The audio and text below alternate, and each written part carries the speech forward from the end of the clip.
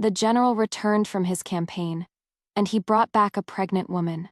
Hearing the news, I touched my own belly. Because of my slender frame. At 5 months, it was only just beginning to show. Dressed in slightly loose robes, you couldn't see any sign of pregnancy at all. 6 months ago, I married the general by imperial decree. 4 months ago, he left for war by imperial decree. Now he had returned with a woman who was 3 months pregnant. By any calculation, his affection for me had lasted just over 100 days. Well then, what was there to hesitate about? Word arrived that the general would reach the capital the next morning. That evening, I packed my personal belongings and, without a word to the old dowager, returned to my family home with my maid. Briar. Briar was a gift from my sister, in-law, a woman of few words, but steady and loyal. My parents, brother, and sister, in-law showed no blame when they saw me. Their eyes held only worry and heartache. I sat down slowly, lifted a cup of tea, and drank. In the past year, no moment had felt as peaceful as this one. Elara. My composure calmed the air and startled my family. Elara, my brother, Lord Julian, was the first to break, repeating my name. I chuckled. You may all leave, I said, dismissing the servants. I rose slowly, helped my parents to their seats, and took my sister, in-law Beatrice's hand, sitting beside her. I looked at each of them in turn. My father, my mother, my brother, my sister, in-law. Father, mother. Would you like a grandchild? Brother, Beatrice, would you like a child? 2 simple questions, yet they struck everyone present like a thunderclap. My parents shot me disapproving glances. Disappointment filled my brother's eyes, and Beatrice looked at me with a pained expression. I slowly stood up. Under their watchful eyes, I lifted my outer robe. A circular, protruding belly popped into view. Amidst their collective shock, I explained my thoughts.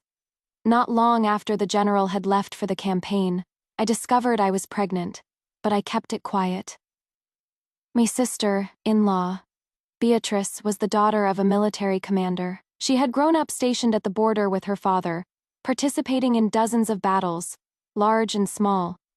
She only returned to the capital at 15, where she and my brother fell in love at first sight. When the emperor asked Beatrice what reward she wanted, she asked for my brother as her husband. The emperor laughed heartily and granted her wish. Beatrice was not a traditional noblewoman. Raised on the frontier, she was a skilled martial artist with a free spirit. Her fearless nature deeply fascinated me, and I adored her, seeing her as a hero. Unfortunately, after 2 years of marriage, Beatrice's belly remained empty. My grandmother grew anxious, demanding my parents find a concubine for my brother to carry on the family line. My parents were more enlightened and respected my brother's decision, but they still valued heirs and would occasionally hint that my brother should have Beatrice's health looked into, hoping for a child soon. Boy or girl, one would be enough. Me brother secretly asked a friend, an imperial physician, to check Beatrice's pulse. The physician said that her constitution had been damaged, and it was likely she would never be able to conceive. My brother was open-minded. He felt that having Beatrice by his side was enough in this life. Whether they had children or not didn't matter. If they truly needed a child, they could adopt one. In short, he would never take another woman besides Beatrice. Beatrice was both moved and tormented by this. She loved my brother deeply and wanted to grow old with him, not wanting him to take a concubine. Yet she couldn't bear the thought of him being without children because of her. She struggled with this contradiction daily, and had recently considered divorce, a notion my brother was trying to talk her out of. My parents could only sigh, knowing the world rarely offers perfect solutions. It was around that time that I first suspected I was pregnant. After confirming it at a private clinic, the idea of giving my child to Beatrice took root. But then I hesitated, feeling it would be a disservice to the general. This was his first child, a legitimate heir. If it were a boy, he would be the legitimate firstborn son, the old dowager's first legitimate grandson. The child's importance to the general's family was undeniable. Moreover, before he left, the general had been very good to me. Emotionally, as his wife, I couldn't bear to betray him. Still, I told no one but Briar about the pregnancy. I considered announcing it many times, but each time I was about to speak, the words would change. I don't know why, but a sliver of hesitation always held me back. It was only when Briar told me that the general not only had another woman, but was bringing her back that I made my decision. Before he left, he had sworn his loyalty to me time and again, promising to love only me for the rest of his life. Each time, I was deeply moved, vowing never to fail him. But since he had broken his vow and loved another, I could fail him in return. He had a second woman, so his child could certainly have a second father. I completely concealed my pregnancy from the general's estate. I would give my child to my brother and sister-in-law. After I finished speaking, my brother's eyes widened. Beatrice's eyes filled with tears. My mother was at a loss for what to say or do. Only my father maintained a shred of composure. "Ilara," he said, "tonight, you will return to the general's estate. Your brother and I are going to the palace." He pulled my brother and left. My mother and Beatrice held me, looking me over from every angle, again and again. The next day, General Alistair Vance arrived at his estate with the pregnant woman. Before he could even prepare himself mentally for how to explain this to his family, especially to the wife he had married only 6 months prior, an imperial edict arrived from the palace. Post-war reconstruction was underway, and all industries needed to be revived. Her Majesty the Empress had selected a group of noblewomen to go to the imperial monastery to pray for the nation's prosperity for a period of 6 months. Both Beatrice and I were on the list, and so I hastily left with the eunuch who delivered the decree. Before I left, I gave the general a calm glance. In just a few months, he had grown thinner and more haggard. I also glanced at the woman beside him. Her face was pale, with a hint of a martial air, but not much beauty. Standing together, they both looked worn. The general stared at me, his eyes flickering with complex emotions. After several months apart, my belly had not grown, but my face had become rounder, making me look even more beautiful than before my marriage. I outshone the woman beside him by countless measures, but he was blind, and so I could only, on behalf of my entire family, offer my sincere congratulations. The Empress was my aunt. She arranged for Beatrice and me to have a private courtyard.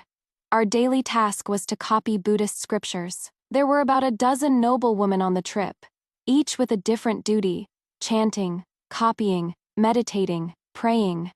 We did not interfere with one another, each completing our own tasks. Soon after, Beatrice was found to be with child and was urgently sent back to our family manor to rest. The heir's wife was pregnant. The entire estate was overjoyed. 6 months later, at my nephew's 1-month celebration, my father and brother invited many guests. The noblewoman who had been in spiritual retreat with my aunt also attended. Everyone gathered around Beatrice and the baby, offering their heartfelt blessings. Beatrice was glowing with health, and my little nephew was chubby and fair. Though still tiny, you could see he was handsome, bearing a strong resemblance to my brother, and I resemble my brother very much. I reluctantly stroked the baby's small hand and looked at my brother and Beatrice. They looked at me with gratitude. Me aunt, the Empress, always looked out for her family. She had willingly sacrificed 6 months of competing with the Emperor's favored concubine, Lady Seraphina, to help us secure the family lineage. Seeing her adorable grandnephew, her smile threatened to spill off her face. "This is a great relief to me," she said. "Himph, that woman from the Vance family thinks she can fight me. Can she win? My Oberon family has an heir. What about her Vance family?" My brother, Lord Julian Oberon, was the sole heir of our house. My husband, General Alistair Vance, was the sole heir of his. Alistair had survived several assassination attempts on the border. One was particularly dangerous. To protect that woman, his ability to father children was wounded. After treatment, he could barely perform his marital duties, but he would never have children again. This was the main reason he took the great risk of bringing her back. Originally, he had planned to keep her secretly on the border. He had developed feelings for her, but not enough to shake his home in the capital. His main purpose for returning this time was to seek further treatment for his private ailment. Bringing the woman back was to protect the child in her womb. If he truly could not have any more children, this child would be his only one. He valued lineage above all else. He could not lose his only child. These were all secrets, but they could not be hidden from my sister. In-laws network. When I heard this news, my resolve hardened. Not only would I give away the child in my belly, but I would also ensure he never saw the child in his lifetime. My aunt, parents, and sister, in-law, were all willing to help me fulfill this wish. No one wanted to see a faithless man live well. My aunt truly pitied me. Before returning to the palace, to give me more time to recover, she issued a decree extending my prayer period at the temple by 3 months. She sent a message to General Alistair, explaining that the extension was to spare me the pain of seeing the woman he brought back give birth, which might cause resentment and drive a wedge between us. No matter how much Alistair missed me, he could only swallow his words of longing. Before returning to the general's estate, I first went to my family manor to see the child. He was being raised exceptionally well. He carried the hopes of the entire Oberon family. He was everyone's little son. Since his arrival, my father, who had been considering retirement, attended court more diligently and with renewed vigor. My grandmother insisted on seeing and holding him every day, murmuring, my precious, so good, so good." Beatrice and my brother were more in love than ever. Beatrice's family also placed great importance on this child. Looking at my happy family, their lives thriving, I truly felt I could ask for nothing more. But my family didn't think so. Beatrice took my hand and told me that if I wanted a divorce, I should get one. I smiled and nodded. I returned to the general's estate. By this time, the woman had also given birth. It was a girl, thin and small, quiet and well-behaved. When I went to see her, Alistair stood right behind me. I didn't know if he was afraid I would harm the child out of jealousy, or if he wanted to comfort me after seeing her. He didn't leave my side for a moment. Seeing his cautiousness, I said, "General, do not worry. This is your child. I will not harm her." I then turned to the woman. "Concubine Thorn, you have endured much in childbirth. You must take good care of your health and the child. You need not come to pay respects to me until the child is 3. Clara Thorne gave me a grateful look. I looked at the child again. The little girl was in her arms, eyes closed, her little mouth suckling, a gesture so similar to my son's at birth. I instinctively wanted to offer some advice, but seeing me stare at the child, she grew tense, subtly pulling back, her face a mask of defense. Seeing this, I sighed. Forget it. Looking at her up close, she was even more haggard than when I first saw her, her face pale and aged. I could somewhat understand her nervousness. Her looks had faded. The child was now her most important bargaining chip. To be honest, I resented her, but not overwhelmingly. All things considered, I hated Alistair more. Before I married, I often heard stories of devoted women being betrayed. A husband would promise not to take a concubine, only to sleep with a maid or a cousin after marriage. When discovered, he wouldn't reflect on his own actions but would shift the blame to the woman, either fabricating a story about a shameless maid drugging him, or claiming he was drunk and mistook another woman for his wife. Except for a very few who divorced, most wives could only swallow their grievances and accept it.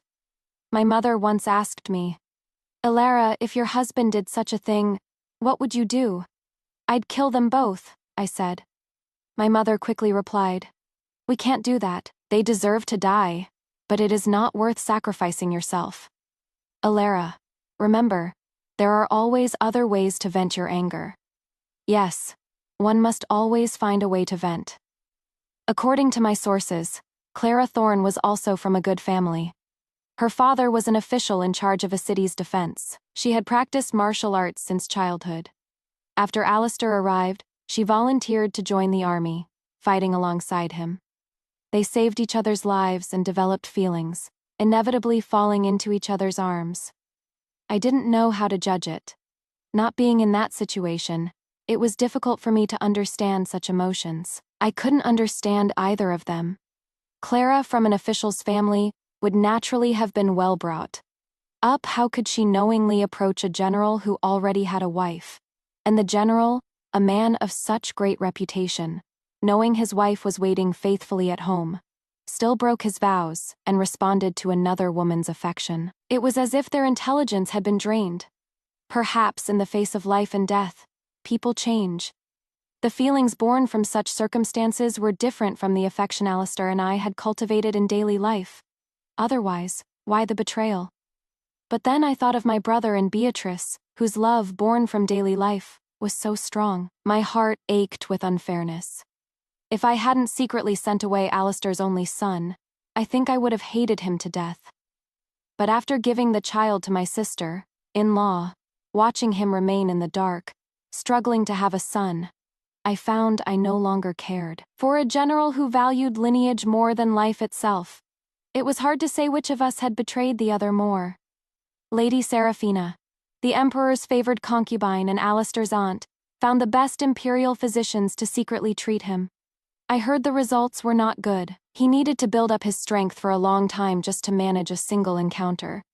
He didn't want to waste it on Clara Thorne.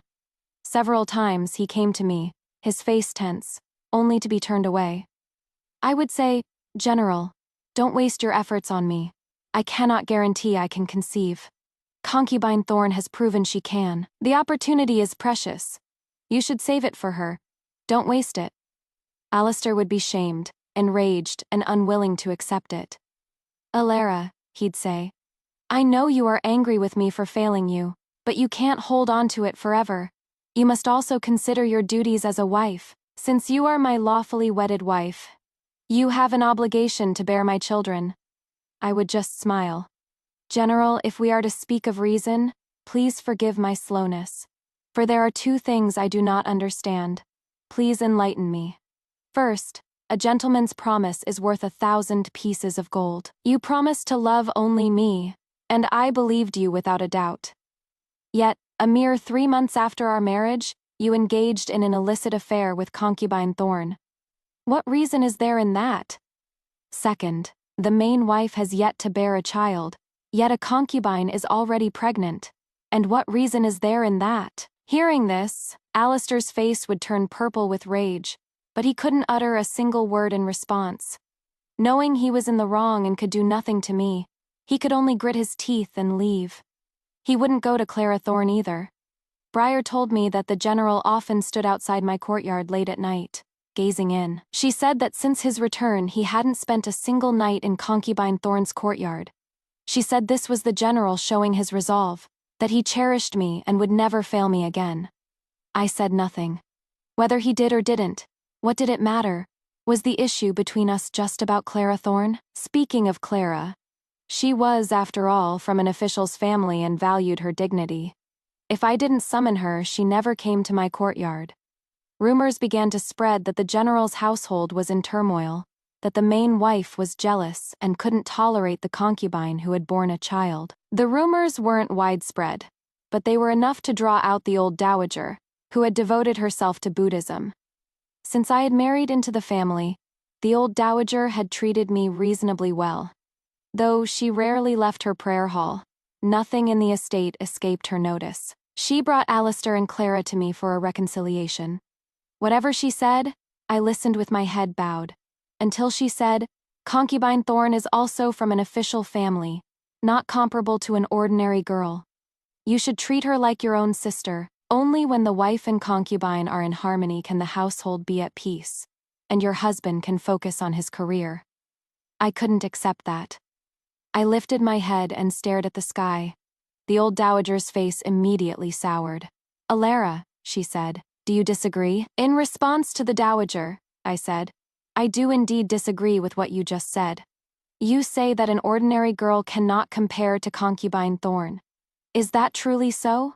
Before the general left, many ordinary girls came and went from this estate, and there were maids everywhere. So many young women had the opportunity to be near the general.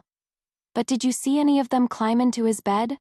Since concubine Thorn is from an official family, she should know the importance of her reputation.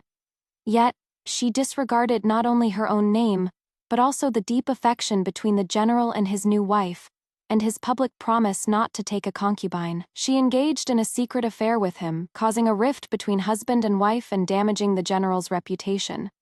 How does such behavior make her superior to an ordinary girl? As my words fell, everyone fell silent as stones. If I had the heart to kill, I certainly wasn't afraid of talking back to an old woman. Disrespect be damned. The old dowager clutched her chest, gasping for air. Clara Thorne's face turned deathly white. I think my words reminded her of the dignity she was supposed to have, and her pride stung. Alistair just stared at me blankly. I bowed to the old dowager and quickly left. After that, Clara Thorne's presence in the estate diminished. Alistair didn't seek her out and rarely visited their child. She didn't fight for attention, barely leaving her courtyard, focusing solely on raising her daughter. I disliked her, but I didn't really hate her. We had a tacit understanding. I didn't bother her, and she stayed quiet. It was as if she didn't exist in the general's estate. I also tried to treat Alistair as if he didn't exist, but he was the master of the house, impossible to ignore. His feelings for me were complex. He had failed me. I hadn't demanded a divorce, which saved him face. I had also, unexpectedly, accepted the woman he brought back with relative calm. Though I gave them no special treatment, their monthly allowance was always paid on time and in full, and I made no move to harm them. For this, Alistair expressed his gratitude to others and felt even more guilty towards me. As a result, he was extremely tolerant of me, granting me many freedoms other noblewomen did not have. I could come and go from the estate as I pleased, visit the temple whenever I wished, and return to my family home at any time. I found such a life to be quite good, compared to being married to another man who, despite being good to me, would confine me to the inner courtyard. I preferred this. But others didn't see it that way. They saw me as a woman without favor, without children, a truly pitiful figure. Even Lady Seraphina, who had always looked down on me, found me so pitiful that her sympathy extended to my aunt, and she reduced her quarrels with the Empress. My aunt was able to rest, her spirits much improved. Sometimes my aunt would summon me to the palace. She pitied me and gave me gifts. Whatever she gave, I accepted cheerfully, assuring her not to worry, that I was living comfortably. She never believed me. Her face always a mask of restrained sympathy. What was there to pity? I thought. The lack of a man. How much better off were the women cooped up in the palace compared to me? My uncle, the emperor, was a good ruler but not a good husband. He balanced the court and the harem by taking the daughters of many officials as his consorts. He was not given to lust and was diligent in his duties. After fathering 3 sons, he rarely set foot in the harem again. My aunt had 2 of those sons. Lady Seraphina had one, along with 2 princesses from other consorts. There were no other children. Many women in the harem, after being favored once or twice upon entering the palace, never saw him again. How could their lives compare to my freedom? But I couldn't say that. I had to remain low. Key time passed quickly. The general's estate had only 1 illegitimate daughter, Clara's, and no other children. The old dowager somehow learned about Alistair's physical condition. As a Buddhist, she understood that children were a matter of fate and could not be forced. She not only gave up on me having a child but also stopped pressuring Clara. She devoted herself wholeheartedly to her faith. When people advised her to find more concubines for Alistair, to cast a wide net in hopes of a catch, she always shook her head and refused. In the entire general's estate, aside from Alistair, who had not yet given up hope and was searching everywhere for secret remedies, no one believed the general would have another child. As time went on, Clara Thorne began to show more life. She would often walk around the estate with her daughter. When she saw Alistair, she would gaze at him with longing. The servants were all practical people. As the mother of the general's only child, no one provoked her, and no one provoked me, in my leisure time. I fell in love with martial arts and spiritual cultivation. I found that practicing martial arts was wonderful. Before, I would constantly catch colds in the winter. Afterward, my body became much stronger, and I rarely fell ill, no matter how cold it was. My skills were mostly taught by my sister-in-law, Beatrice. They were practical, for fitness and self-defense, with no fancy moves. Most of the time, I practiced alone in the general's estate. Alistair and Clara both had martial arts skills. Seeing me practice, Alistair grew curious and would come to watch. After a few times, Clara also came to watch, though I didn't know if she was watching me or the general. It didn't matter. In any case, I astonished them both. My every move was sharp and proficient. Seeing that I didn't chase them away, they cautiously invited me. I didn't refuse. Mainly, I wanted to know if, with my current skill level, I could kill them both on my own. After being easily defeated by them, I no longer accepted their invitations to spar. Alistair had always thought my skills were just for show. Clara, every time she saw me lose, would breathe a sigh of relief, believing she still had one thing over me. Until another assassination attempt on Alistair outside the estate.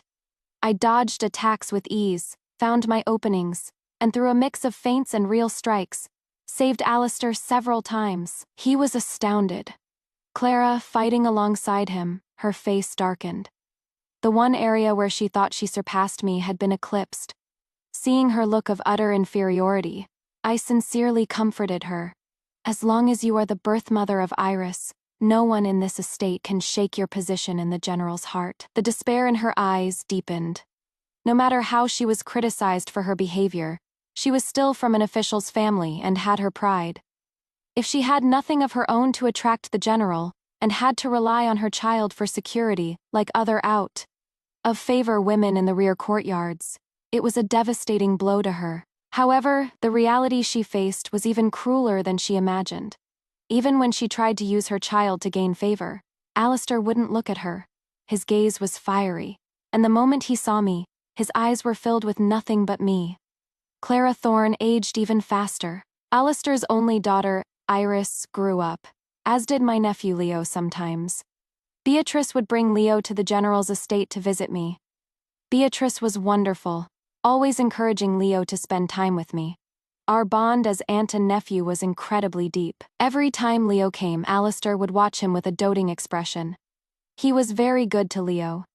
In private, he would always tell me how strange it was that although Leo was my nephew, he felt a closer connection to him than to his own daughter. Iris, each time, a pang of sadness would hit me. The bond of blood was undeniable, but my words were as cold as a winter wind. I would say, if the general hadn't brought concubine Thorne to the battlefield that year, wouldn't we have had a child long ago? Perhaps one just like Leo? After saying this, I would look at him with undisguised regret. A cold wind would sweep through his conscience. Alistair couldn't bear it and would turn and leave, overwhelmed by guilt. Leo, however, felt no such connection to him. He was simply attached to me, calling, "Auntie, Auntie," with pure joy. In the eyes of this aunt and nephew, there was only affection for each other. A dozen years passed in a flash. Iris came of age. She was registered under my name, considered a legitimate daughter. When she was 3, Alistair proposed registering her under my name, promising I wouldn't have to worry about her upbringing, which would still be handled by Clara. As soon as I heard I wouldn't have to raise her, I immediately agreed. I had taken his son. Giving his daughter a title was a small price to pay. Alistair was diligent in Iris's education. She was raised well, a model of the capital's noblewoman. Alistair came to me, saying that Iris admired Leo and asked me to go to my family to propose marriage. I refused. Beatrice had told me long ago that her own brother had a daughter when Leo was 3, and they had been betrothed since birth. Both families were in favor of strengthening their ties. They often had the two little ones play together to cultivate their affection. Now, the young girl and Leo were deeply in love. The girl had a lively and cheerful personality, much like her aunt in her youth. I liked her instantly and had long considered her Leo's future wife. As for Iris, I felt nothing for her beyond basic respect. Besides, she and Leo were half siblings. I couldn't tell him the truth, so I provoked him instead. Leo has been betrothed. You only have this one daughter. Are you going to make her a concubine instead of a principal wife? Her mother pushed her way between a married couple to be a concubine. Is she to follow the same path? Alistair's pupils trembled, his voice shaking. Alara, she is your daughter too. She calls you mother. I didn't carry her for a single day, nor did I raise her for a single day. I am sorry, a name on a register does not make her my daughter. I denied, my voice low but firm. He couldn't imagine I would say such a thing, because I hadn't been cruel to Iris over the years. He thought I had tacitly accepted her as my daughter. My direct denial was something he couldn't accept. With a sob in his voice, he said, Alara, how can you say that? You have no children of your own. We are husband and wife, my child is your child. I became furious, my voice rising sharply. No, Iris was born of you and Clara Thorne. She is your and Clara Thorne's child.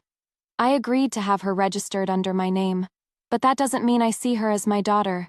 Though you and the world may see her as my daughter, I do not. In my heart, I have never acknowledged her. Besides, over all these years, I think you have seen for yourself how close Iris and I are. I turned and left, leaving Alistair alone, swaying in the wind sigh. He was a pitiful sight. Though he had lost his manly function, he was still a formidable man. How had he become so meek, especially after so many years of great contributions to the Empire, fighting countless battles, earning titles for his wife and daughter? Clara Thorne had been elevated from a mistress to a secondary consort, with high status in the household. His daughter Iris was named a countess. Only, I wanted nothing. He desperately wanted to please me, to compensate me. He wanted to request a noble title for me, but I refused. I had no interest in his merits. Each time, I took pleasure in seeing the light of hope in his eyes shatter into pieces. I hadn't renounced the title of general's wife because I loved my spiritual cultivation. My master was a great sage hidden in the mortal world. He said that Alistair and Clara were my training ground. If I could cultivate compassion in the face of their tests, I would achieve enlightenment. But I never did. The emperor who loved his political duties grew tired. He finally named his legitimate firstborn son as crown prince. Lady Seraphina's son was made a duke, and given a fiefdom in the far south. The crown prince moved into the eastern palace, and the duke went to his lands. The crown prince took on many duties, securing my aunt's position as Empress Dowager. The crown prince was very friendly towards the Oberon family. The external environment supported our family's continued glory. Leo married his childhood sweetheart, his cousin. The young couple was deeply in love. From then on, Leo was protected not only by his father's family, but also by his mother's and his wife's. I was completely at ease about our family and about him. Looking back at the general's estate, Alistair was old. Clara, never very striking, was plain in her middle age. Alistair found a promising military officer for Iris. I had no opinion, but Clara was vehemently against it. When Alistair asked why, she wouldn't say. He grew impatient, threatening to arrange the marriage without her consent if she didn't give him a reason. Only then did Clara glance at me mournfully and whisper, I don't want Iris to marry a military man. I am afraid she will encounter the same fate as you, my lady. She looked at me with apologetic eyes and continued. One day, her husband will return triumphant from a campaign and bring back a pregnant woman. Upon hearing this, Alistair's face went black. He looked at me with despair, clutched his chest, and spat out a mouthful of blood. I, on the other hand, looked at Clara with a certain appreciation. A third party with such self-awareness. Not bad at all. She sighed heavily, gave me another guilty look, and withdrew. I felt a surge of joy. I never thought I would see such a day. I was deeply grateful that I had followed my master's advice and stayed in the Vance estate. To have lived to see this day, though I never spoke of my resentment towards Alistair. The reason I stayed, besides my spiritual practice, was a faint hope. I wanted to hear a sincere apology from him. I never expected that Alistair wouldn't give it to me, but his mistress would. What a world! The mistress slapping her own face was, surprisingly, more satisfying than if I had done it myself. Enough, at this point. I had no reason to stay in the General's estate. I took the initiative to meet with Alistair. He rushed to see me, wearing the same set of clothes I had once praised him in before our wedding. The color had faded significantly. The man, too, was worn. Though his gaze was still fiery, still full of longing, there was no going back. He said, "Alara, has your anger finally subsided? You are finally willing to see me. From now on, we can be like we were before." He reached for my hand. I dodged it. He froze, looking at me with confusion. He didn't lower his hand but kept it extended towards me, wanting to step forward but not daring to. With my current skills, I could kick him far away with one foot. It ignored the fragile longing in his eyes. "Let's divorce," I said. He was stunned. It took him a long time to come back to himself. He choked out, "Ilara, is it still not enough? After more than a decade, is it still not enough? Ilara, for over 10 years, I haven't been with another woman, not a single one." "You wanted to," I thought, "but were you able?" As far as I knew, he had some ability in the first 2 years of his treatment. But afterward, he was no different from a palace eunuch.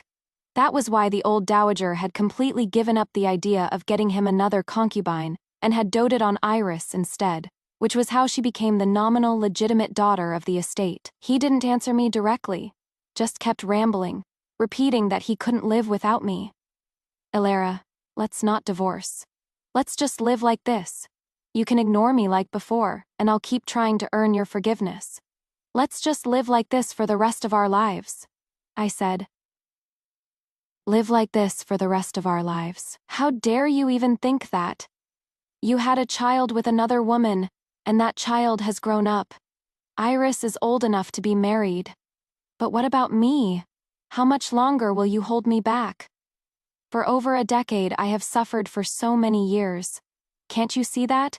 And you still want me to live with you? Even if I swallow all my grievances today, forgive your broken vows, and choose to stay with you, what can you do?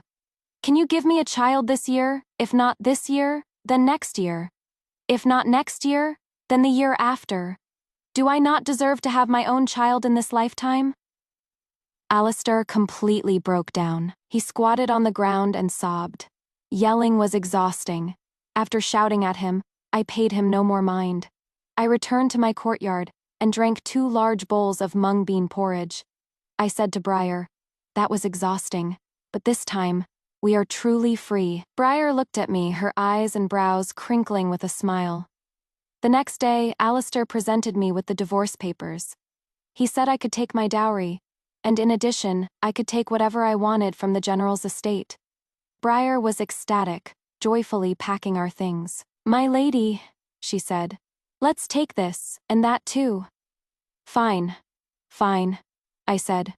"Right now, everything in this courtyard, except for the General himself, is ours. We'll take it all." Hearing this, Alistair's eyes dimmed, and his posture stooped even lower as I was leaving with my packed belongings. He whispered softly behind me, "I am sorry. I have wronged you in this life. If there is a next life, I will not fail you." I pretended not to hear. I went to the mountains to focus on my spiritual practice. My master wasn't entirely correct. Compared to the General's estate, I found it much easier to enter a state of tranquility on the mountain. Every day was spent either practicing martial arts or in meditation. The more I cultivated, the quieter my heart became, and my inner demons lessened. Tranquility breeds wisdom. Looking back on my past, it was all just cause and effect. He failed me. I failed him. Back and forth. None of it was worth much thought. But I was, after all, a mortal. When I thought of Leo, I still felt immense joy. When I was nearly 50, Leo learned the truth of his birth.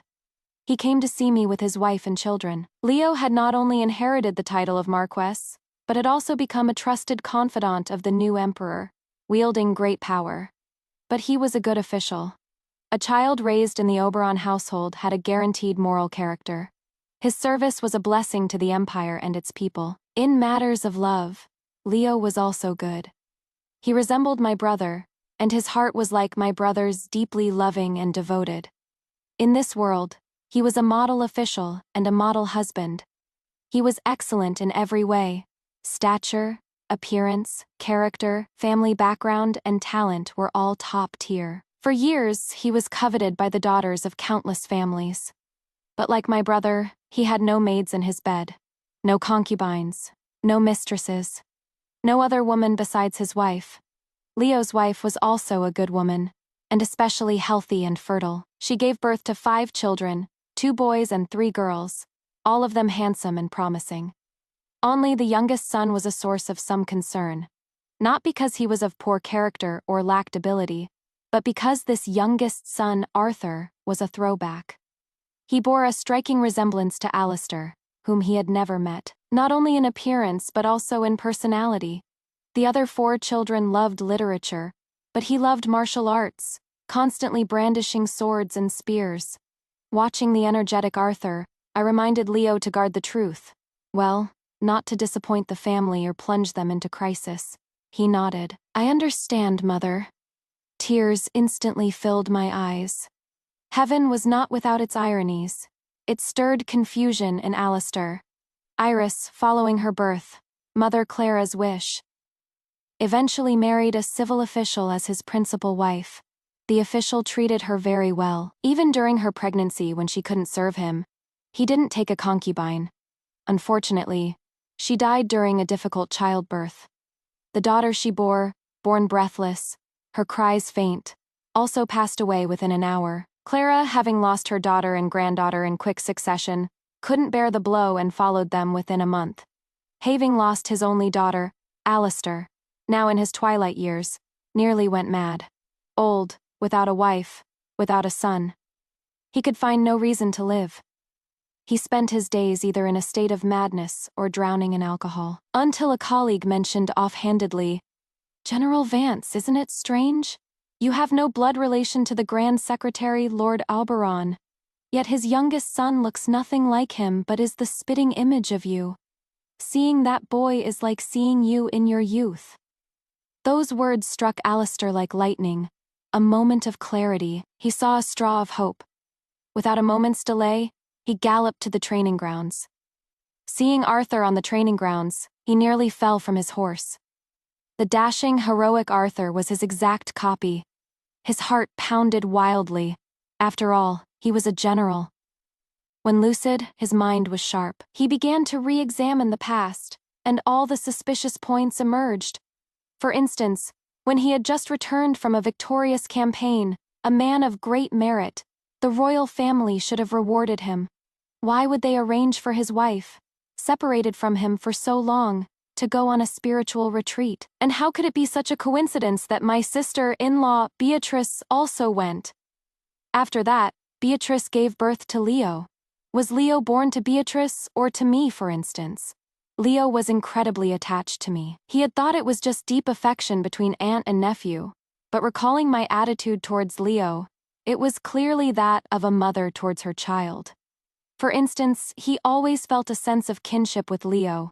When he saw Leo, he couldn't look away. Was it really just because the boy was so outstanding? No. It was the pull of blood between father and son. For instance, when I hinted that if we had a child he would be like Leo, why didn't I say the child would be like someone else? I specifically mentioned Leo because Leo was our child. For instance, I was doted upon since childhood, supported not only by my father and brother but also by my aunt, the Empress. Yet I accepted his betrayal without a dramatic scene. Even when the old dowager provoked me into a great disrespect, I was quiet again soon after. It was illogical. Before he left for war, he had felt my love. I had felt his. Lovers know that if you truly love someone, you cannot calmly accept their betrayal. He knew I would be in pain if I found out about his other woman, which was why he planned to hide Clara on the border. The fact that I accepted Clara so calmly meant that I had also wronged him. We had wronged each other. and in my heart, the score was settled. That was why I was so calm. As for how I had wronged him, given that I had no entanglement with any other man, he could think of nothing else but that I had sent his son away. For instance, I not only didn't harm Clara, but I also didn't harm his only daughter. It was as if they had nothing to do with me. Logically, if I had never had a child, seeing my husband have one with another woman should have driven me mad with jealousy. But I felt nothing of the sort.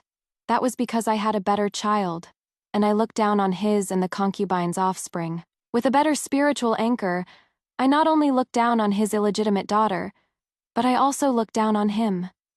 Once he had thought it all through. He immediately realized that Leo was his son, his legitimate son, and all of Leo's children were his grandchildren, his legitimate grandchildren. He was not without heirs. He had a family full of them, all legitimate. He was ecstatic. He ran to the old dowager's grave and kowtowed. "Mother," he cried, "our Vance family line is not broken. I have a child, a legitimate son, secretly born to me by Alara. His name is Leo Auberon. He was raised by Alara's brother. He has grown up so well, even more accomplished than me. He is now the Emperor's most trusted Grand Secretary. Alara was angry with me, so she gave him away behind my back. I don't blame her. I was the one who failed her first. Mother, my child is better than me. He is devoted and has only one wife but has 2 legitimate sons and 3 legitimate daughters. Mother, I have 5 grandchildren. 5. Aren't you happy? Mother, you haven't seen them. If you saw them, you would be so delighted. Especially my youngest grandson, Arthur. He looks just like me when I was young. It was through him that I realized Alara's nephew, Leo Auberon, is actually my legitimate son. Leo is perfect in every way. Except for one thing, his surname is Auberon. I must go to His Majesty and have him acknowledged. I must have them all acknowledged. Alistar, in a fit of passion, rushed to the Emperor without any plan, and demanded that Leo be recognized and returned to the Vance family.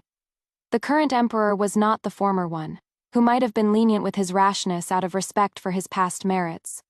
The new Emperor glanced at him sideways and said, "Just because you say so." Alistar was dumbfounded. He sobered up. He realized that even if his deductions were true, in the Emperor's eyes, the stability of the state and the Grand Secretary's loyal service were more important than whose son the Grand Secretary was. And in the eyes of the world, General Vance, having sought a son for years without success, had finally gone mad. Everything he was saying now was just the delusion of an old man who had lost his wife and daughter. The Emperor didn't want him to prove it, and he couldn't prove anything. He panicked. He ran to find Arthur, but Arthur had already been taken to the border for training by his uncle. Desperate, he remembered me. He struggled up the mountain to find me, begging for the truth. Seeing my youthful, girlish face, he stared in a daze. He asked me, "Alara, how is it that you look even younger than before we were married?" I retorted, "General, how is it that you have grown so old?" He said, "Alara, I was wrong. I truly know I was wrong. Alara, I regret it so much. How could I have betrayed our vows for an outside woman? If it weren't for Clara, how happy our lives could have been. You have no idea how wonderful Leo is. By the way, Alara, I know now. Leo is our child. Alara, you are so ruthless. For so many years, watching us father and son be so close, yet never letting us acknowledge each other. Alara, I don't blame you. But can you let him take back the Vance name? If not, can Arthur take the Vance name? They are all descendants of our Vance family." I smiled. "General, my surname is Auberon, not Vance. Leo is a descendant of my Auberon family." I smiled and continued. "General, have you forgotten? When you returned from your campaign, didn't you bring a pregnant woman with you?" He was choked into silence, unable to say another word. A faithless man. What more could he possibly want? From then on, a small hut appeared at the foot of the mountain where I cultivated my spirit.